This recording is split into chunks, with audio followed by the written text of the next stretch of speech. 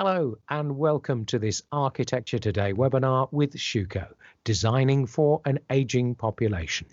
We've assembled an excellent diverse panel and we'll introduce you to them shortly. But let's get started with Schueco UK's Commercial Director, Sean Butler.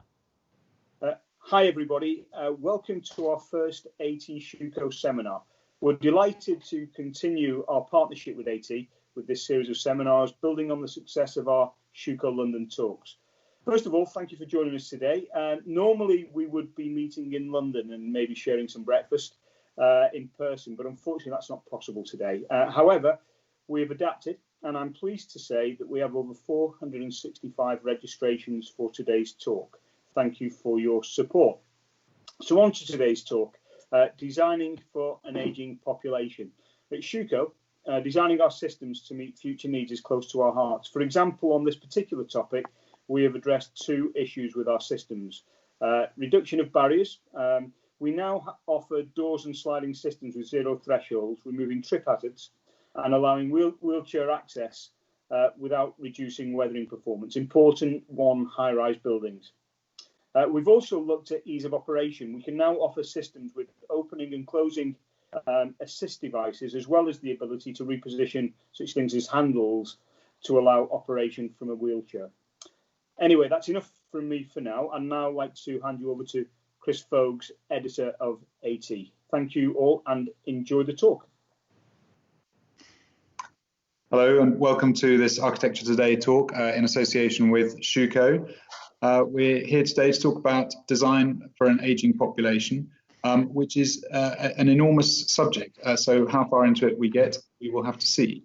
But it is essentially one of the great megatrends that's coming down the track. One of the huge shifts that we can easily foresee. We know it's happening, and that will reshape society, economies, and human geography, along with a few others like urbanization. The numbers are remarkable when you look at them. The UK's Office of National Statistics shows that the population over 65 in the UK will rise from about 18% a couple of years ago to 26% by 2041. By 2050, there will be, within 50 years from now, there will be another 9 million people over the age of 65 in the UK, and there will be in total over 2 billion globally, which is almost a trebling from where we are now. So these are vast numbers. It will fundamentally reshape societies, cities, and the way that we behave as populations. Design has a central role to play in how we not only cope with that, but enjoy that, take advantage of that, maximize human flourishing, mitigate impacts on other parts of society. So it's a very exciting role for design, and we're here with four distinguished panelists who, in their different ways, have been looking at this subject for a long time, longer, I dare say, than since it's been a sort of subject of widespread interest. But so we will hear from them a bit about what drew them to it and where their current interests are taking them. I will hand over to each in turn to talk a bit about their interests, but first I'll just introduce who we have with us. So first we have Julia Park, who is Head of Housing Research at Levitt Bernstein Architects, whose recent work includes Hazelhurst Court in Lewisham, the development for older people. And Julia is one of the authors of the 2010 Happy Report, which was the first sort of serious government-driven or government agency-led effort to improve the quality of housing for older people in the UK. And she's recently followed up on that research and that writing with a new book, Age-Friendly Housing, Future Design for Older People. Malcolm Johnson, again, has been looking at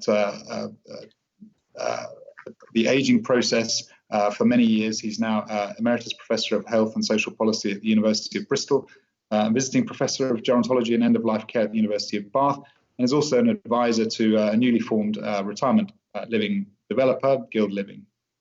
Maria Brenton is a founder member of OUCH, which is the Older Women's Co-Housing Association, which finally, after something like approaching 20 years of work, moved into its purpose-built co-housing development in North London, New Ground, in 2016. And Maria is also the UK Co-housing Network Senior Co-housing Ambassador and a trustee of the UK Co-housing Trust, and she has been studying co-housing and similar alternative models of housing internationally for many years.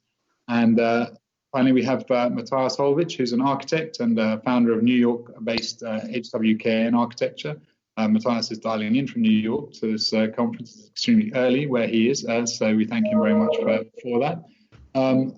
He has is an architect working across various different sectors, not only retirement living, but is also co-founder of Architizer.com, and has been specifically interested in the subject of aging for over a decade, studying, leading studies within academic settings, lecturing and writing on the subject, and some of that thinking and work came together in a book published in 2016 called New Aging, Live Smarter Now to Live Better Forever.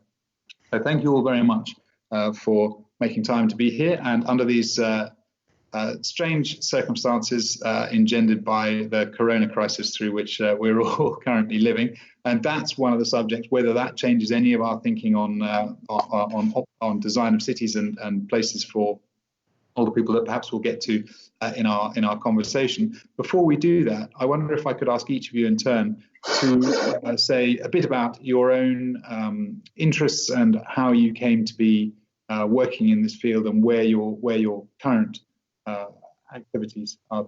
So perhaps we could start with Julia. Hello there, Julia here. Hope you can all hear me.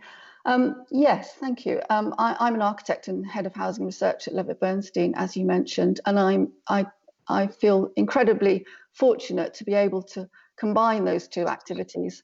I still do design work, but increasingly I'm erring towards research and writing, which I'm enjoying very much.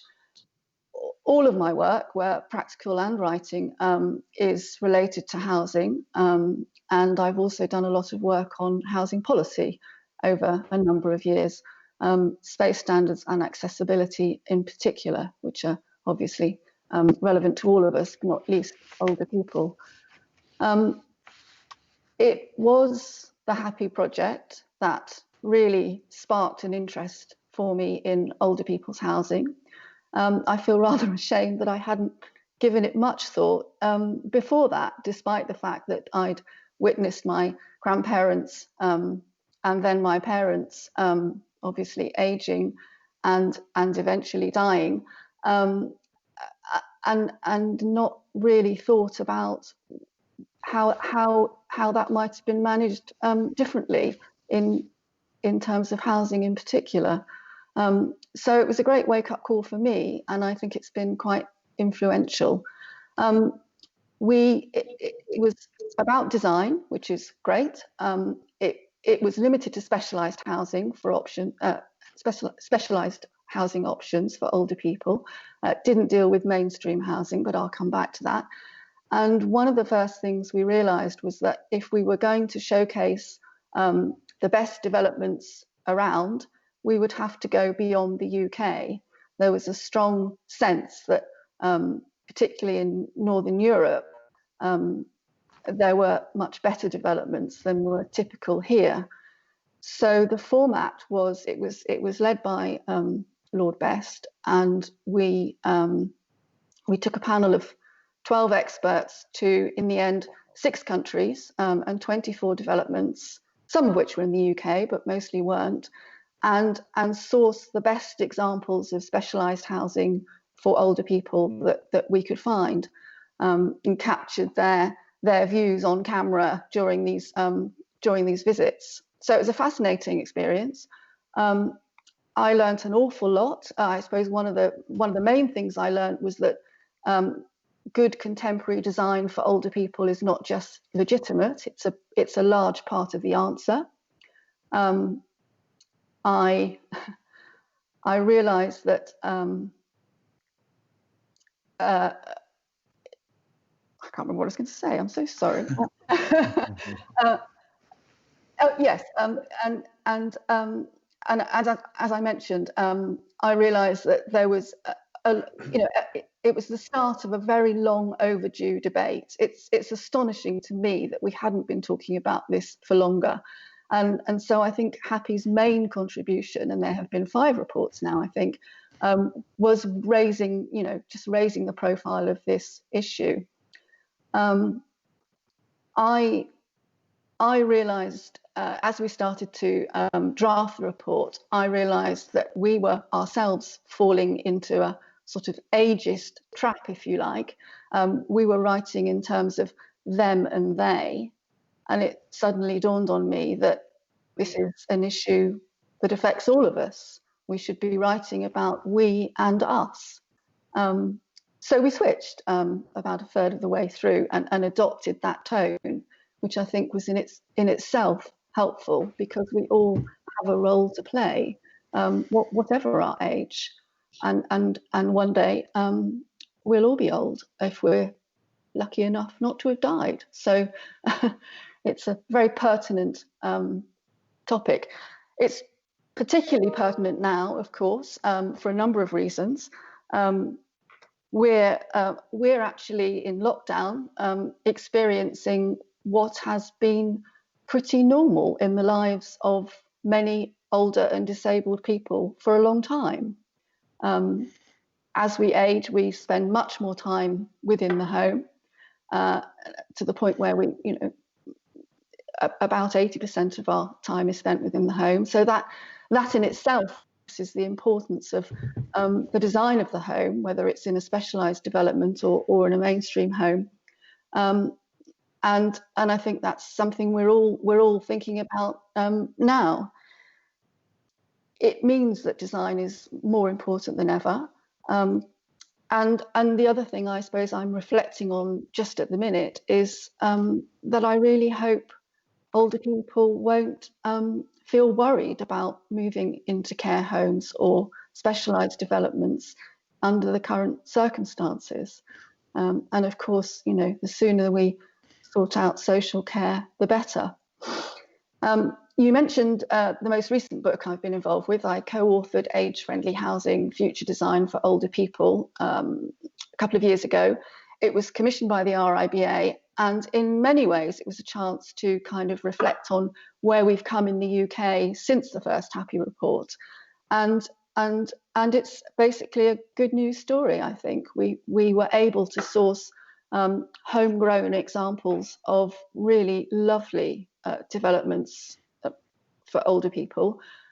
We saw a much wider choice than we'd seen 10 years earlier. We haven't got enough, we need more, and the funding isn't adequate, but it's definitely, I think, moved on enormously here in terms of design. And I guess that's partly, perhaps, well, it's partly Happy and the other things that have followed in its wake. But I think also we are now, today's older people are perhaps more, I think we're probably a bit more vocal and a bit more social than previous generations. And I think we're also, we're not really prepared to be talked down to in a way. So I think our expectations are higher, which is a good thing. And I think the market is generally responding to that. As I say, we just need more of it. Thank you very much. Malcolm, I mean, Julie there was talking about how, as recently as 10 years ago, people were not really paying a great deal of attention to the fact that this sort of very large cohort of people were becoming old, and that the sort of balance of the population was shifting, and that perhaps special responses might need to be made. But you've been looking at the subject for a great deal longer. Have you been sort of waiting for the world to catch up? Yes, indeed. So I joined what is now called Gerontology, the study of aging in the lifespan, early in my academic career, and by chance. Serendipity is a very important feature of people's life experience. I'll just insert into what I'm going to say, which I try and say fairly quickly so that I don't take up the time of others. But in the 1980s, with some others, I co-wrote a book called Retirement Policy, the Next 50 Years. And I was then in the only think tank in the UK, which was in Westminster. And parliamentarians would come along, and we launched this book. And I talked to somebody who was a health minister. And I said, well, you know, we've looked forward in a systematic way across disciplines. What might you do? And he said, oh, it's all very interesting. He said, but it's not a crisis yet. And as a youngish researcher, I found that pretty disappointing. And it's rather good to be around now to find that lots of other people who weren't listening or didn't know are joining into a process that Maria and I have been part of for a really long time. So I am very pleased to keep meeting people who are now, as Julia is, highly aware of aging populations and aging individuals and their diversity. So when did I become interested in architecture as it relates to older people? And the answer is, in an intensive way, only a year ago, when following a telephone call from an Australian architect called Eugene Marchesi. Eugene has 9 architectural practices around the world, and he and his colleague, Michael Eggington, have come to UK to launch a really inspiring initiative, which is supported by Legal & General, an extremely large company, to create retirement living experiences in the center of towns and cities, not out on greenfield sites in the middle of nowhere in what some people call geriatric ghettos, geriatric being misused as a word. So the idea is to bring the opportunity for people to live the later part of their lives in the middle of where life is, and to make them open to people who live around, not in enclosed gated communities. And why am I there? Because I was seen by Eugene on a series of Channel 4 programs called Old People's Home for 4-year-olds. And as a result of that chance not meeting, I agreed to become Guild Living's research advisor. He said they wanted to underpin all of the principal aspects of their retirement villages with original academic research and knowledge of the evidence base. I can tell you that's an invitation I never, ever had. I've done work with all kinds of agencies, and nobody ever said that and had the resource and the commitment to do it. So for me, it's a very exciting project. It means doing research on the physical environment of these villages, as well as the human environment. And the aspiration is to make retirement living a completely new model of later life living. Amongst these projects, I'm talking to people in the School of Architecture at the University of Bath, and immediately we're initiating a project which will be post-project evaluation of a retirement living community designed by Marchesi Partners. And I've begun to learn that architects don't do this very much. The principal measure of whether a building or a set of buildings is whether it sells. And of course, that's important in a commercial setting. But finding out whether it really worked for people is quite another. So what Julia's just said about understanding the needs and aspirations and circumstances of older people before you build something in which they're going to live perhaps for the rest of their lives is truly important. So I'll simply stop there. But I hope to have the opportunity to weave some of that with the experience of the other panelists. Well, it certainly will. I mean, I think there are things there that I would like to pick up on, particularly, what you're saying about the existing evidence base, the need for new evidence, and the extent to which that manages to cross the walls between disciplines, between architecture and academia, for example.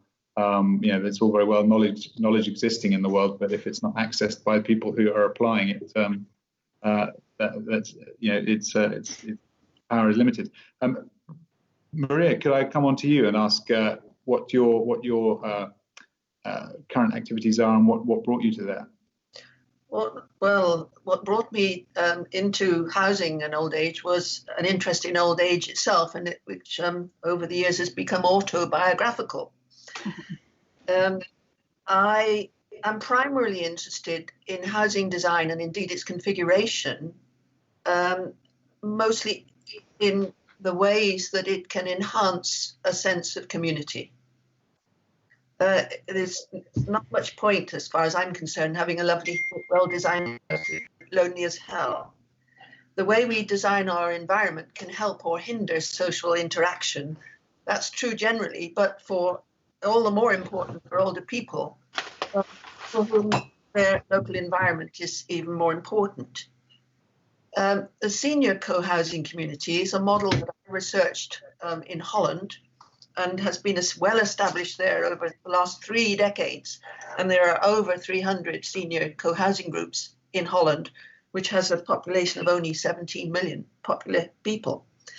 Co-housing is a group of people who choose to live together as friendly, helpful neighbours, where they have their own self-contained accommodation but share common facilities, and where a regular communal meal is a feature.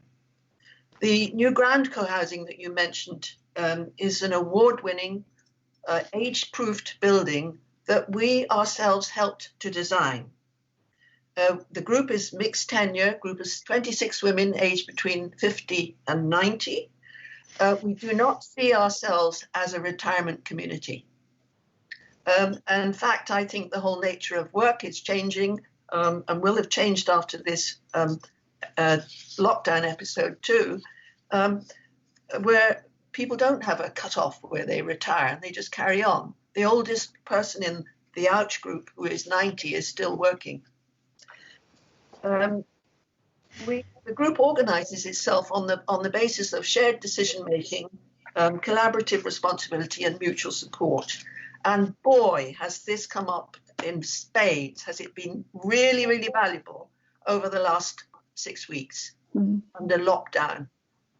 The community is looking after each other beautifully. They are pulling together. They are organizing socially distanced cocktail evenings, socially distanced weight training. Their younger ones are doing a shopping rota for the older ones. So bulk supplies are being ordered in, and morale is being maintained through WhatsApp group, round robin emails, etc. And the safety of everybody is being ensured. So it's really showing its value, and yet it's the only senior co-housing community in the whole of the UK. There are lots of other groups trying to do it against the system. It took us 18 years to achieve.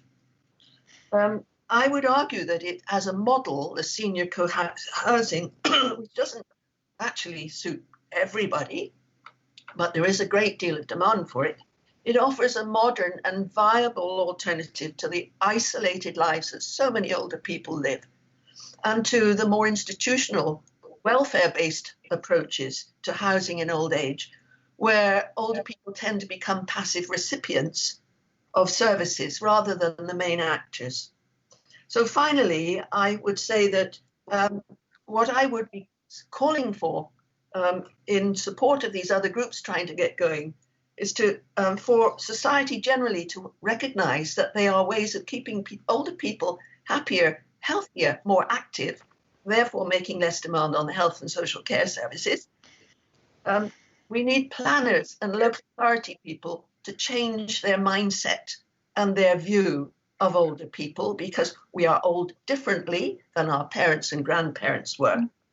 And it needs to be made easier to achieve. And I would recommend it also needs to be smaller scale. The economics of big retirement villages and nursing homes mean that they had to be huge. It's very difficult to generate a sense of community there.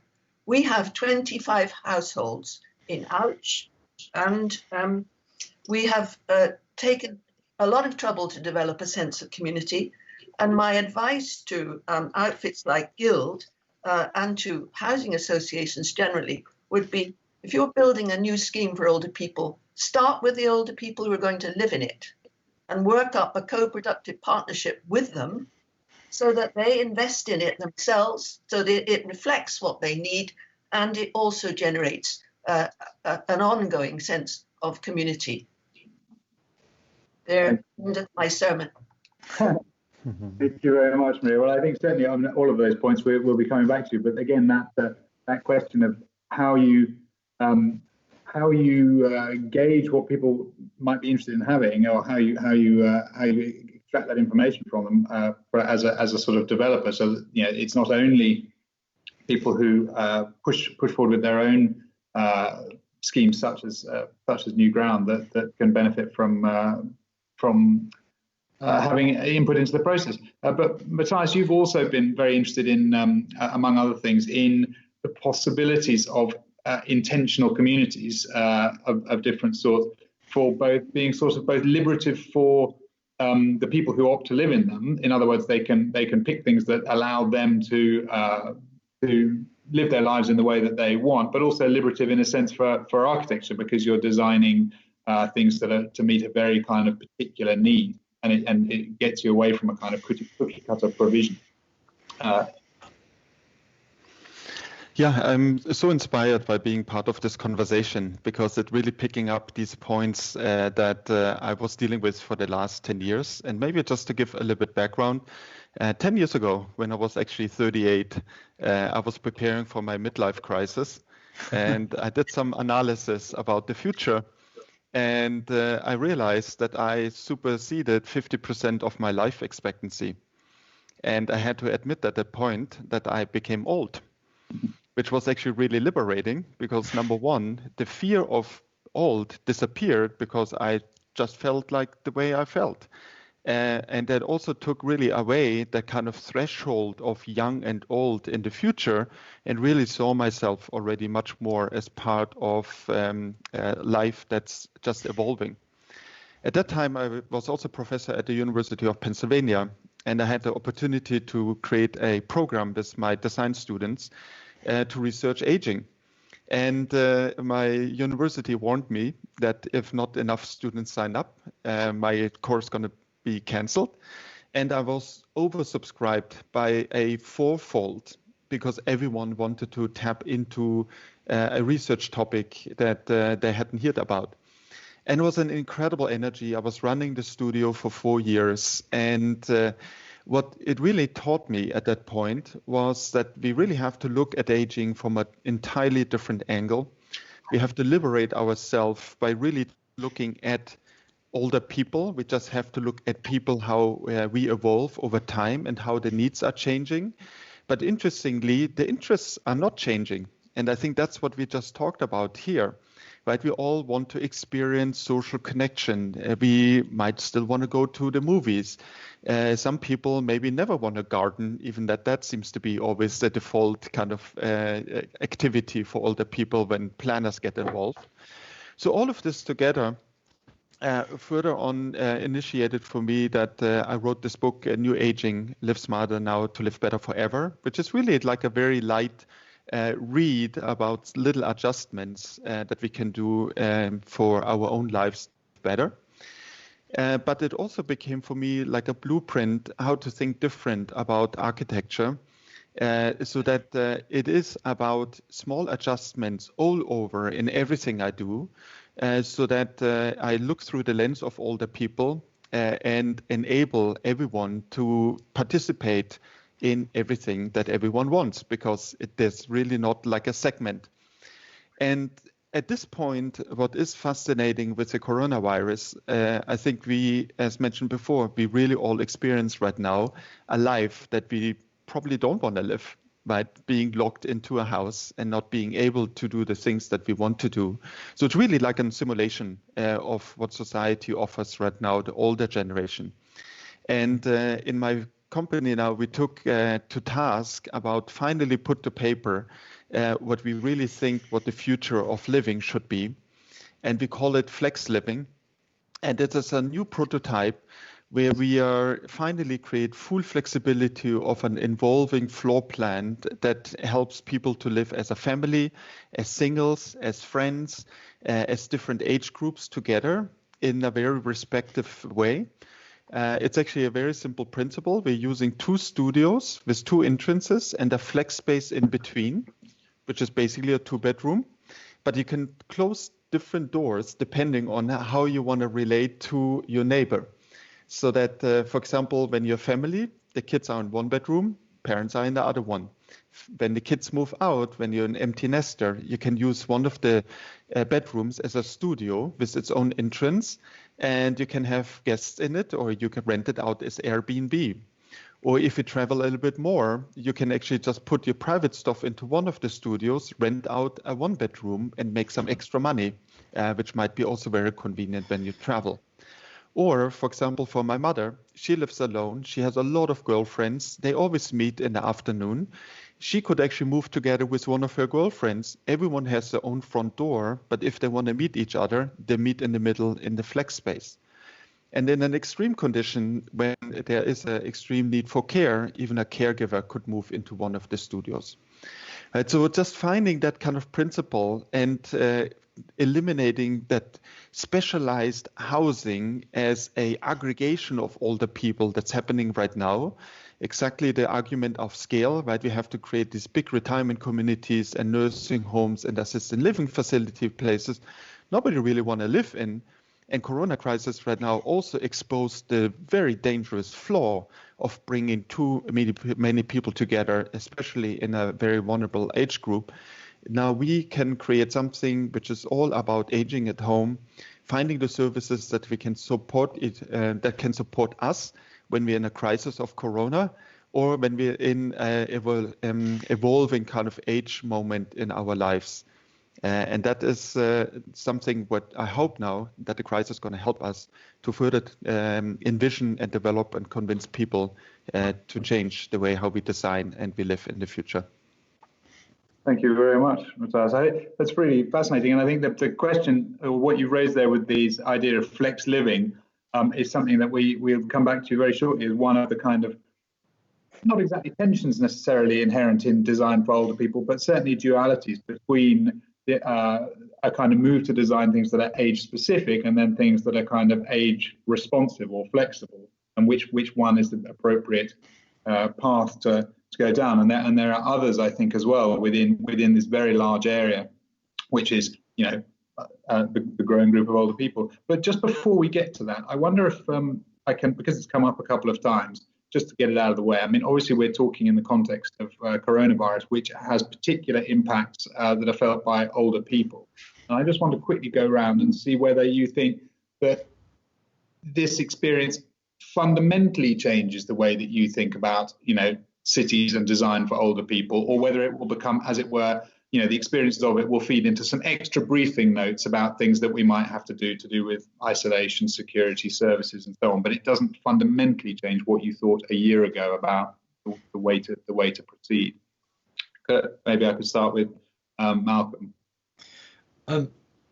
I think there will be a continuing change. It will dwindle, as these things tend to do. People will default back to where they were. But what we are seeing is many older people who live alone in their own dwellings, who very often see no one other than a fleeting visit from a carer, are now seeing people who live nearby, some of whom they didn't know before, who will offer to do their shopping or bring a meal or phone them. And one would like to think that that kind of connectivity will be sustained.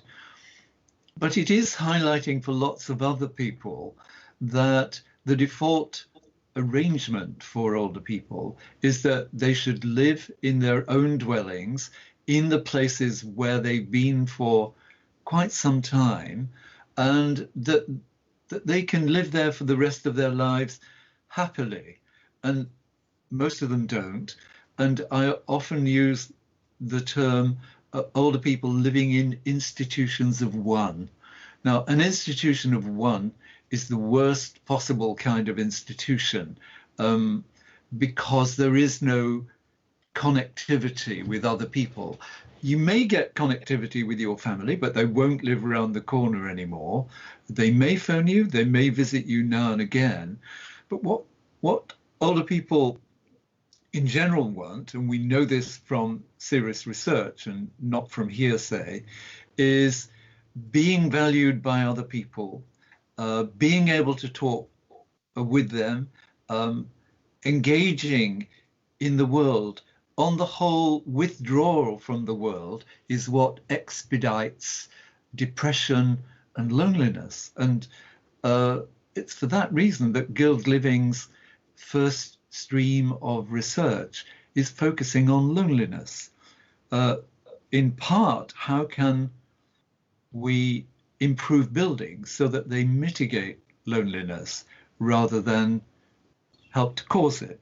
Now, buildings don't cause loneliness on their own, but we're in that context and we're talking about design, so I'll make that focus. But we know from the research that's being done now within our research program that the roots of loneliness are often found deep in people's pasts.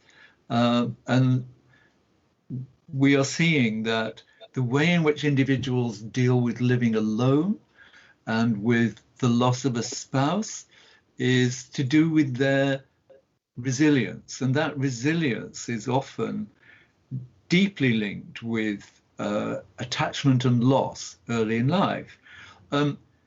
Now, we can't eliminate that, but we can use an understanding of it to create arrangements in which people are connected.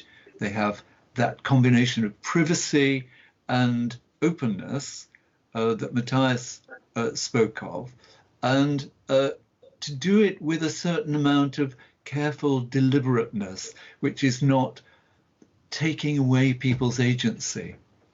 So will the current situation have a continuing impact? One hopes so, but it isn't going to solve the social isolation of older people on its own. Maria, thank you very much. Maria, has it changed the way that you think about the best way forward in terms of planning future communities and thinking about housing, particularly for older people? I think it has really heightened the value of the sort of configuration that new ground co-housing has. I mean, what Malcolm referred to was people being visible and social connectivity through design. I live in a long linear London street, and I know the neighbours either side of me. I'm familiar with faces opposite me, but that's about it. They're actually doing very well by us because we're in lockdown. But when I contrast that with how the Ouch women live, they live in a cluster around their own big garden. They've all got their own separate flats. We designed the whole place so that circulation routes made people meet easily and casually. You didn't have to make an arrangement to meet. You could bump into people all the time. You can all day, even though it's now going to be 2 meters distant. So that configuration of housing, quite apart from the age-proof design internally, is what has helped sustain the community spirit that they have deliberately built. Now, I think that the long linear developments are mitigate against a sense of community, really. You need to cluster, you need to have courtyards, you need to be on small scale so that you can know people. And most of our modern living in the city doesn't help that. I suppose that, I mean, you raised there the subject of public versus private within developments, and also the relationship of a specifically a retirement development facing the wider community. And it's an area which Matthias alluded to as well, and as did Malcolm. There's a particular kind of flavour to it where you're talking about housing for older people, because as care needs increase, there might be increasing needs for supervision and services coming into the home and so on, and people spend more time in the home. They might have to welcome people into the home that they might otherwise have met elsewhere. So there's a kind of graduated, more of a graduation between the fully private realm and the public realm, and maybe what you're suggesting there is that actually this experience of having to isolate oneself from the very widest public puts even more emphasis on the quality of that kind of semi-public, semi-private realm, which is a shared space.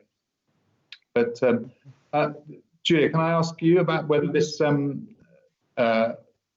this moment is sort of fundamentally changing the way that you think about the best ways of designing cities and housing for older people, or is it just a kind of, as I said before, a sort of extra briefing note in the way that those are conceived?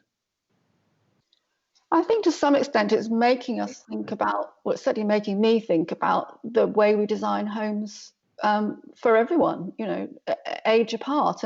And let's be clear, it's a pretty arbitrary age limit. It's what we call older people is a vast range of people from probably 55 to 105.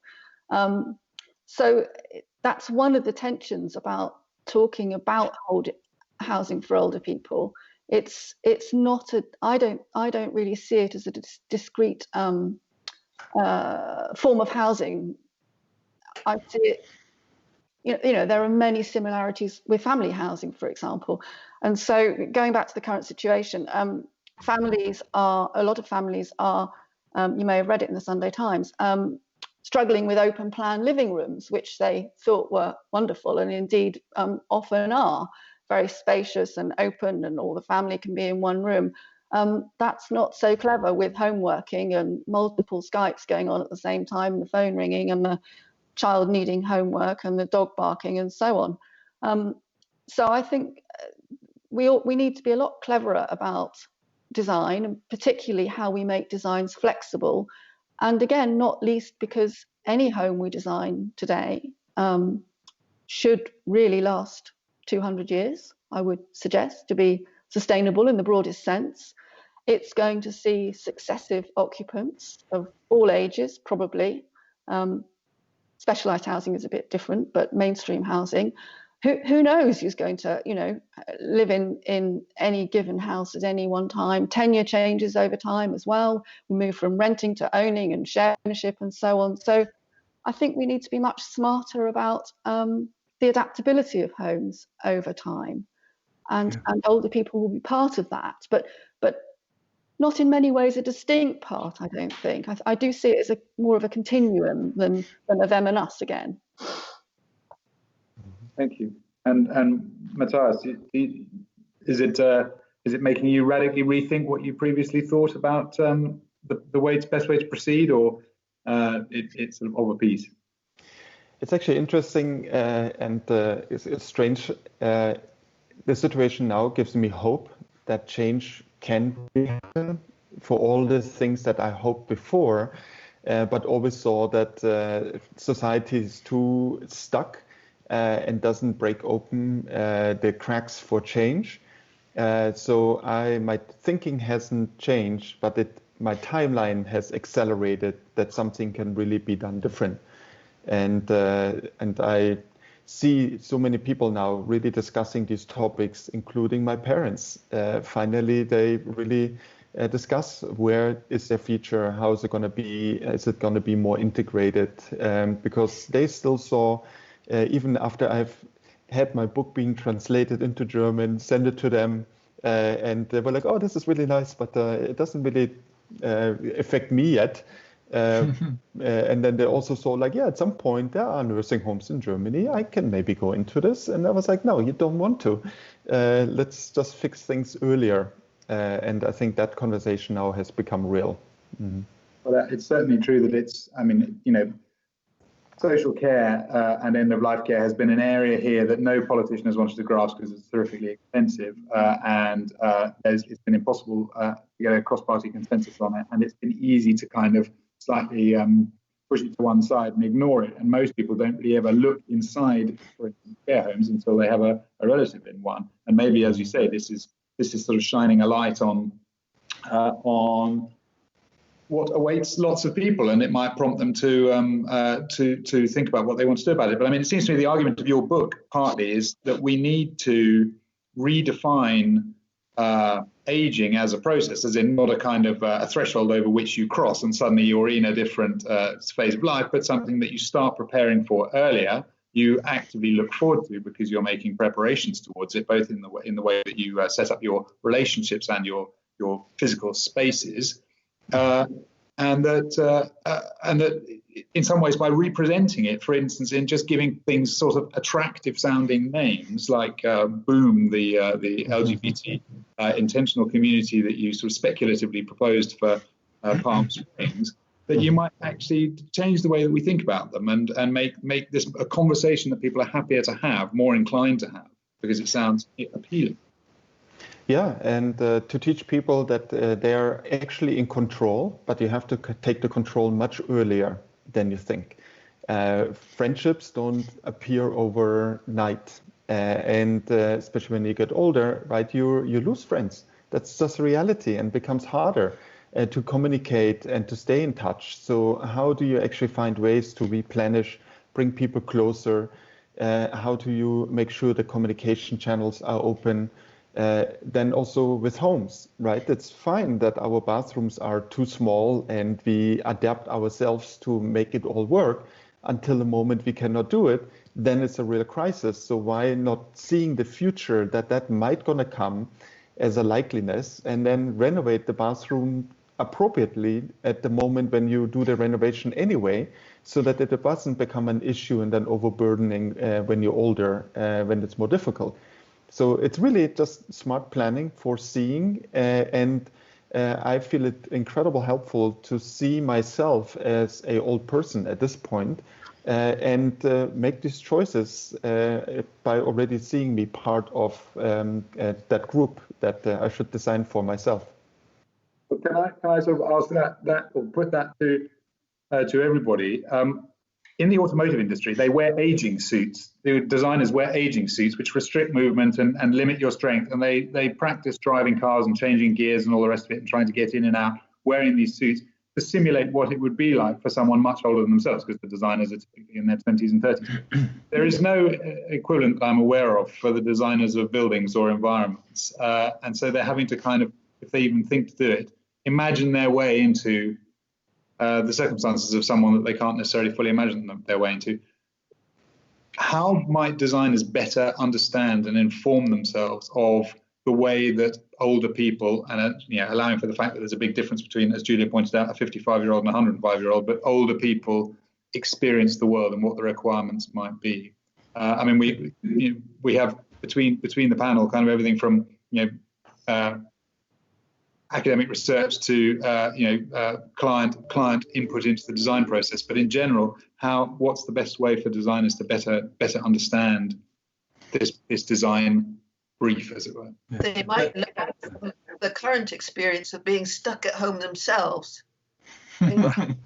because I mean it's appalling how little house building has conformed in Britain anyway to lifetime home standards and generous space specifications, particularly for older people who spend 80% of their day at home anyway. There's a huge amount known about design. Happy reports came out a long time ago. There is still house building going on, which is low standard, very small and cramped, particularly for older people because they don't need space, and totally ignores all the accessibility criteria. 7% of housing in this country matches accessibility requirements. Only 7%. So, the regulators need to enforce it, the designers need to push it, the construction industry needs to shape up. Yeah. Can I follow that on? Because I would like to see lifetime standards apply because they make good sense. But the reality is that they are overwhelmingly influenced by younger people with families and with growing amounts of money, and they will want things which people in the later years of their lives either don't want or don't need. And I'll give some fairly trivial examples and hope others will respond. But a gerontologist colleague of mine, Professor Sheila Peace at the Open University, has done work on kitchens and older people. And you can say the same for bathrooms. What comes out of this research, some of it is quite commonsensical, but it really matters. So we put into the dwellings of older people washing machines with 42 settings, when most people only use 3, and the other 35 settings or whatever are a complication. And that's true of lots of domestic equipment. Now, as people get older, they are not just like adults in earlier stages of life. Of course, they have the same common human requirements, but their physical health profile changes their capacity. So they want variable height worktops in kitchens. They want the ergonomics of the triangle in kitchens to be responsive to their needs. They don't want to be getting down to very low cupboards or reaching to very high shelves.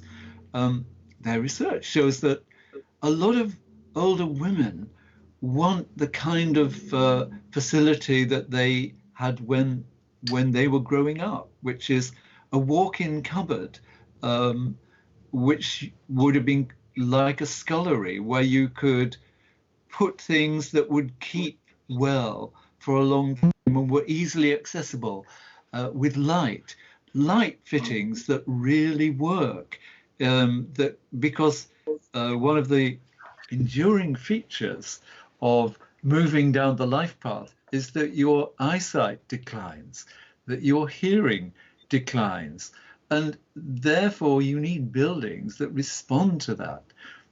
Lifetime standards will help a bit, but they don't focus on the constellation of issues that present to people when they enter what gerontologists call the fourth age.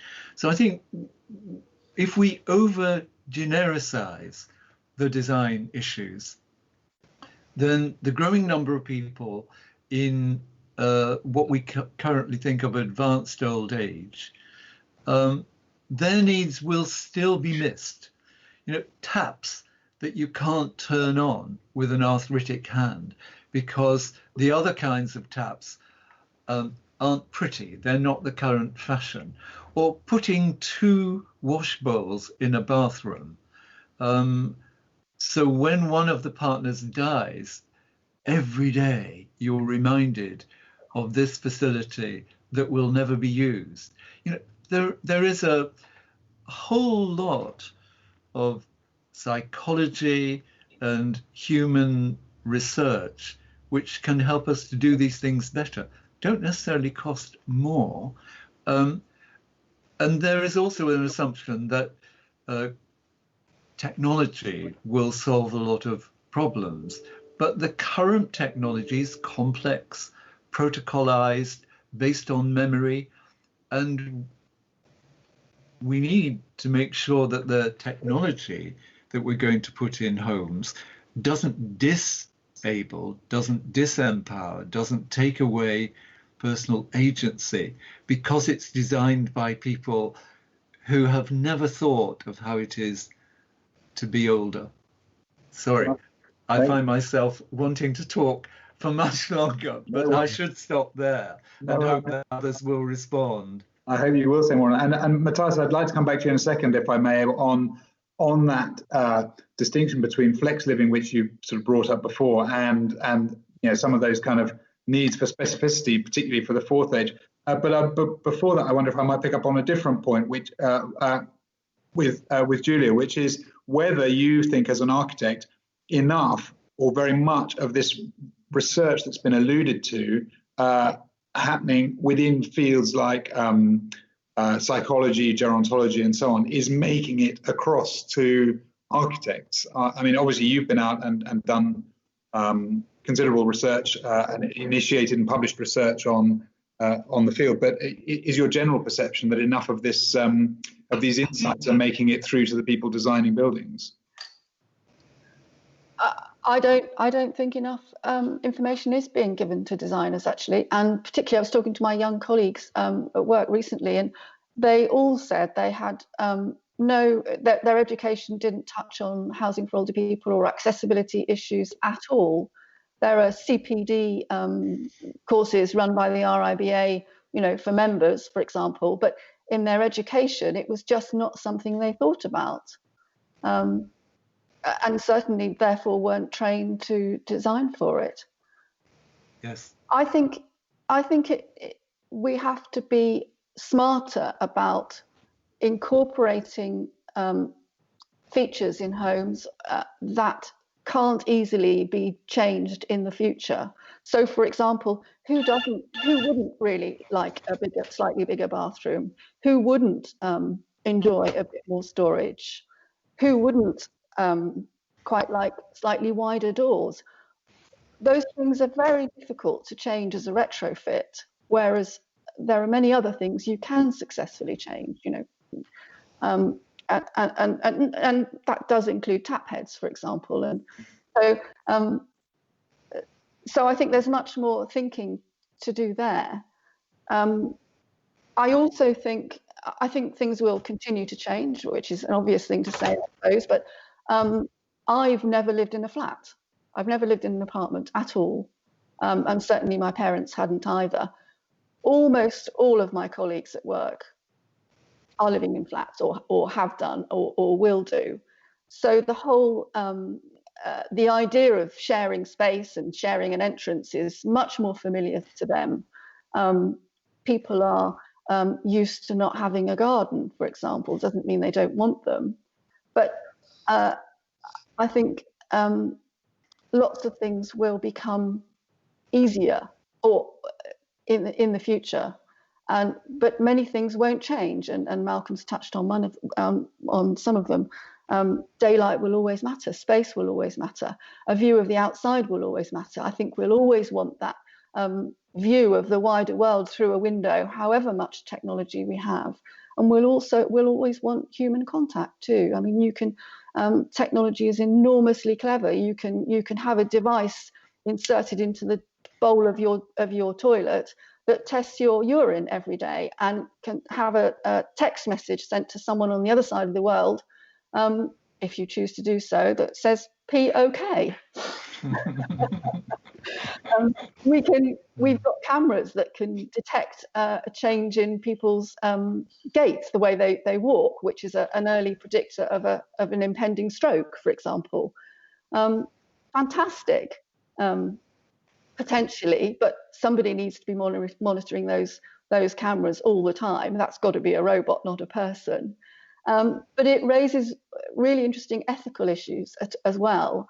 But above all, I think there is a risk of us feeling more safe, possibly safer, and in strict terms, but more isolated, more lonely, because so much of this is being taken care of by technology, and what we really want is personal contact, and quite a lot of it.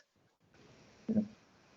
And Matthias, to return to the thing I just raised there, Malcolm mentioned the term third age, i.e. the moment in your life where you probably largely stopped paid employment, but you've still got your health and so on. would it be fair to say that the kinds of communities that you're imagining, such as flex living, might be something that people could segue from the second age into the third, but that they're not necessarily the ones for the fourth, that there's a kind of separate institution that we still need to recognise that very end of life, there's a different sort of institution required, or have you made provision for that as well? Well, I want to challenge that thinking because if I, for example, design a building for 1,000 people, I make it truly intergenerational. 300 people are going to be above 65 years old, but 5 or 10 people really going to need care. And we need to design first everything that it works for these 10 people. And if we still have 990 people basically being supportive and be also available for some informal activities, help as a social integration, then that could create an incredible change, right? And also the few people who really need the care, if we have home care and can integrate it into these buildings, that would be such a game changer. Right, so I think this is very idealistic. Of course, I know that there are a lot of challenges. The first one, developers going to tell you it's cost, right? So why would you design a building for specialized, basically older people throughout? But then I also think we're spending money on so many things in our buildings, and right now a lot of things are being economized because nobody asked for it. But if somebody with 30 years old looks at an flat for purchase and would ask, by the way, where are the guardrails? Where are these different heights? And then the real estate agent's just going to look. It's like, why? You're not going to need it. And that young person going to say like, no, I may need and I want. That's going to change the market very quickly. Right, so I think there's something about educating young people about what they should really ask for. That's going to correct the market, hopefully automatically. But then on top, from top down, we also, of course, have to really educate the designers and the developers that there needs to be something done very differently. And for me, the easiest way how we can actually detect all the flaws is that you just pack a suitcase on your roller, and then use that suitcase with a roller for 24 hours wherever you go. And you go to the supermarket and you realize, oh my God, there's a step, here's a bump, this is not big enough. Then you go into your flat, you realize that the turning radius in your kitchen is not big enough. You go into the bathroom, it's too small. You're going to try to go into the bathtub with your roller. You have to lift it up, and you have experienced 1 degree of all the flaws that we have built into our buildings. And that should open up our eyes, right, about helping to really understand what's coming without having an age suit. I think that would be even better. But that is kind of the low-tech version to experience the flaws of our environments. One that people could do tomorrow. Maria, we talked there about end-of-life care, and I know that you obviously said that Ouch was inspired by the visit to the Netherlands, where there are some similar kinds of developments. I know also in the Netherlands there are certain, whether they're existing or only proposed, I remember seeing about 10 years ago, larger scale schemes where there was a kind of care pathway through the development, starting from something very like a kind of just normal co-housing or intentional community or retirement village. Then there was a greater degree of ward and supervision, moving right the way through within the same complex. Dementia villages, like dementia villages. Yeah, they have pioneered that, the Dutch, and I haven't seen them myself. I often look at the New Ground scheme and tell people in the Ouch group that when they go do Lally, they'll be perfectly safe. I mean, the scheme, without actually being a deliberate design to keep security as a premium, is in fact an enclosed space with only one exit. And all you have to do is put a keypad on the door, and people who are confused can't get out. And there's loads and loads of wandering space on the site. So that can be done. The I'm not so sure about the Dutch. They at times tend to go for huge schemes, and like throughput. So you almost think, well, here am I walking in, and in about a few years I'll be going out that door feet first. I'm not sure I like it, and I don't think I would like to live in it, but I'm sure there are lots of advantages to it. We, unbelievably, I'm afraid, I think we've reached the end of our allotted time, and it feels like we've only just going. Certainly, there's lots more that I feel I could ask about, and you know, a lot has kind of come out there. Certain kinds of, you know, as I sort of alluded to at the beginning, dualities about the way that we see housing for older people between this sort of new generation of highly lifestyle specific, forward-thinking, contemporary designed products to meet, to kind of cater for the emergence of an entirely new sort of demographic, the well, young, old, with both money and leisure time. And then we've also talked a little bit about the the specifics of end of life care and the particularities of that. And I suppose that the subject encompasses both and everything in between. And as more and more people enter that phase of life, it will become much harder with every passing year to distinguish between design for older people and just design of stuff. I mean, it just applies to more and more people. So no doubt we will be having this conversation again. I very much hope that the four of you would come back and talk more in this series about it, because as I say, I found it really, really interesting, and that we've only just begun. But in the meantime, thank you very much to the panelists, and thank you to Schueco, our event partner, and thank you to our audience who were with us for part of the live stream, but will have caught up with the rest of this as a recording. So thank you. Further events to follow. Thanks.